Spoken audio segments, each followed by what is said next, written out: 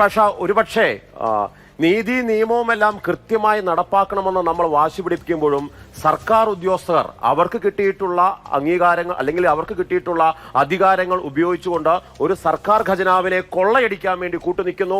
അതിൽ ഏറ്റവും പ്രത്യക്ഷമായ ഉദാഹരണമാണ് ഇപ്പോൾ കഴിഞ്ഞ കുറേ ദിവസങ്ങളിലായി വന്നുകൊണ്ടിരിക്കുന്നത്. എങ്ങനെ നമുക്ക് പ്രതികരിക്കാൻ സാധിക്കും? എങ്ങനെ ഇത്തരം തട്ടിപ്പുകൾ ഇല്ലാതാക്കാൻ നിയമത്തിന്റെ വഴിയിൽ നമുക്ക് സാധിക്കും? അതായത് ഈ ക്ഷേമ പെൻഷനും അതുപോലുള്ള അതേപോലെ മറ്റ് സഹായ ധനവും ഒക്കെ കൊടുക്കുമ്പോൾ അത് ഈ സർക്കാർ ഉദ്യോഗസ്ഥർ വാങ്ങിയെടുക്കുക എന്ന് പറയുന്നത് ഒരിക്കലും നമുക്ക് ചിന്തിക്കാൻ പോലും പറ്റുന്ന ഒരു കാര്യമല്ല. അത്രത്തോളം വലിയൊരു അഴിമതി നമുക്ക് കാണാൻ കിട്ടത്തില്ല. കാരണം ഈ പാവങ്ങൾക്ക് കിട്ടേണ്ട പണം അതില് പിച്ചച്ചട്ടി കൈയിട്ട് വരുന്നവന്മാരാണ് ഇവര് ഇങ്ങനെ ചെയ്യാണ്. അല്ലാതെ തന്നെ സർക്കാർ ഉദ്യോഗസ്ഥർക്ക് തന്നെ ശമ്പളം കൊടുത്താണ് ഇവിടുത്തെ ഖജനാവ് മുഴുവൻ പൂട്ടിപ്പോകുന്നത്. ആ രീതിയിലാണ്. ജനങ്ങൾക്കൊന്നും കൊടുക്കാനില്ല, മാർഗമില്ല. അങ്ങനെ വലഞ്ഞിരിക്കുന്ന ജനങ്ങളുടെ അടുത്തോട്ടാണ് ഇതുപോലുള്ള ഒരു കാര്യവും പറഞ്ഞുകൊണ്ട് ചെല്ലുന്നത്. അപ്പൊ അതിനൊക്കെ എന്നൊക്കെ പറഞ്ഞ കർശനമായ നടപടികളാണ് വേണ്ടത്. അത് രാഷ്ട്രീയം ഒന്നും നോക്കരുത് അതിനകത്ത്. ഇത് പക്ഷേ ഒരു ഏറ്റവും ദൗർഭാഗ്യകരമായ എന്ന് പറയുന്ന സിറ്റുവേഷൻ എന്ന് പറയുന്നത് ഈ സർവീസ് സംഘടനകൾ, അതായത് പ്രത്യേകിച്ച് ഭരിക്കുന്ന പാർട്ടിയുടെ സർവീസ് സംഘടന എന്നൊക്കെ പറയുന്നത് വളരെ ബലമുള്ള സംഘടനയാണ് കേട്ടോ. അവർക്ക് വളരെ ശക്തി കൂടുതലാണ്, സ്വാധീനം അത്രത്തോളം കൂടുതലാണെന്ന് അർത്ഥം.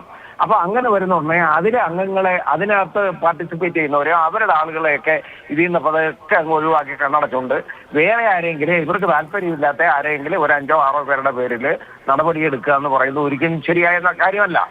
ഇത് കണ്ണടച്ച മുഴുവൻ ആളുകൾ ആരൊക്കെ പണം വാങ്ങിയിട്ടുണ്ടോ അവന്റെ പേരിൽ പണം തിരിച്ചു പിടിച്ചാൽ മാത്രം പോരാ അതിനകത്ത്. അല്ലാതെ അവരുടെ പേരിൽ ശിക്ഷണ നടപടി എടുക്കണം. കാരണം ഒരു സർക്കാർ ഉദ്യോഗസ്ഥൻ അവിടെ ഇരുന്നുകൊണ്ട് തോളത്തിരുന്ന് ചെവിയടിക്കുകയല്ലേ ഈ ചെയ്യുന്നത്. അതാണ് നമ്മൾ ചിന്തിക്കേണ്ടത്. ഒരു സർക്കാർ ഉദ്യോഗസ്ഥന്റെ അച്ചടക്കത്തിന് എതിരായിട്ടുള്ള കാര്യമാണ്. അതുകൊണ്ട് അത് യഥാർത്ഥ ഡിസിപ്ലിനറി ആക്ഷൻസ് അവരുടെ പേരിൽ എടുക്കണം. ആരൊക്കെ ഉണ്ടെങ്കിലും അവരെ മുഖം നോക്കാതെ അവർ NGO അസോസിയേഷനോ NGO യൂണിയനോ എന്നൊന്നും നോക്കരുത്. അതിനി ഗസറ്റഡ് ഓഫീസർമാർ ഒരു രീതി ഉണ്ടെന്നാ പറയുന്നത് കേട്ടോ. എനിക്ക് ആരാന്ന് അറിഞ്ഞൂടാ, പക്ഷെ മാധ്യമങ്ങളിൽ നിന്ന് കണ്ട അങ്ങനെയാണ്. അപ്പൊ ഇങ്ങനെയുള്ളവന്മാർക്കെതിരെ ശക്തമായ നടപടി എടുക്കണം, ശിക്ഷണ നടപടി എടുക്കണം. പണം മാത്രം അവരുടെ കയ്യിൽ നിന്ന് ഈടാക്കിയോണ്ട് കാര്യമില്ല. ഒരു പക്ഷെ നോക്കൂ, നമുക്കറിയാവുന്നതല്ലേ ഈ പറയുന്ന ക്ഷേമ പെൻഷൻ മുടങ്ങുന്ന സമയത്തൊക്കെ പിച്ചച്ചട്ടിയുമായി വഴിയിൽ നിൽക്കുന്നവർ, മരുന്ന് വാങ്ങാൻ പണമില്ലാത്ത ആളുകളുടെയൊക്കെ ദുരിതങ്ങളും അവരുടെ കഥകളും ഒക്കെ എത്ര മാധ്യമങ്ങളിലൂടെ പുറത്തു വരുന്നുണ്ട്. അതിനിടയിലാണ് ഈ പറയുന്ന BMW കാറിന്റെ സംവിധാനവും സാഹചര്യവും ഒക്കെ ഉള്ള ആളുകൾ ആ വരിയിൽ പോയി നിൽക്കാൻ തയ്യാറാകുന്നത്. ഇത് അക്കൗണ്ടിലേക്ക് വരുന്നത് വരട്ടെ എന്ന് വിചാരിക്കുന്ന മനുഷ്യത്വ വിരുദ്ധമായ സമീപനമല്ലേ ജസ്റ്റിസ് കമാൽ പാഷ? ഇത് അവർക്ക് മാത്രമായി സാധ്യമാകില്ല. ഇതൊരു ആപ്ലിക്കേഷൻ കൊടുക്കുമ്പോൾ നേരിട്ട് അക്കൗണ്ടിൽ വരുന്ന ഒന്നല്ല. ഇതിൽ പല തലങ്ങളിൽ പരിശോധനയില്ലേ? മനുഷ്യത്വരഹിതമൊന്നുമല്ല, ഇവനെയൊക്കെ മൃഗങ്ങളെന്നേ ഞാൻ പറയുള്ളൂ.